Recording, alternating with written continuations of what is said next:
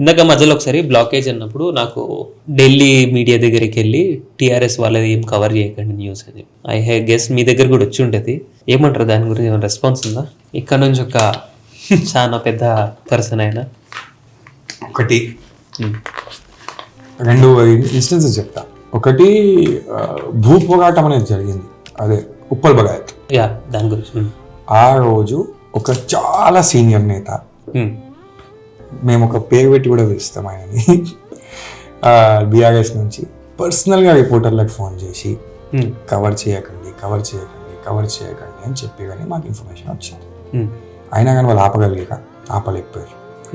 ఆ వీడియో అంటే మా పార్టీ లీడర్ని ఆ వీడియో చూస్తుంటే ఆ రోజు నేను ఆఫీస్లో ఉన్నాను, ప్రొటెస్ట్ సైట్లో లేను యాక్చువల్లీ. ఆ వీడియో ఇట్లా చూడగానే నా సోలే షేక్ అయింది. ఎందుకంటే ఎవిడెంట్గా ఫస్ట్ అయితే ఒక ప్రోటోకాల్ ప్రకారం ఒక ఉమెన్ ఎప్పుడు ఎత్తారు, ఆ లెవెల్లో ఎత్తారు.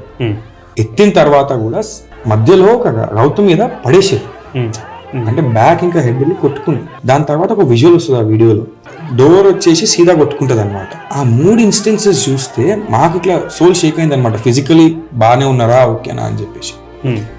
దాని తర్వాత కూడా ఫోన్లు పోయినాయి కవర్ చేయొద్దు అని చెప్పి. మొన్న నేను సీనియర్ నేషనల్ మీడియా జర్నలిస్ట్తో మాట్లాడుతుండే, వాళ్ళకు కూడా సేమ్ మెసేజ్ పోయిందంట.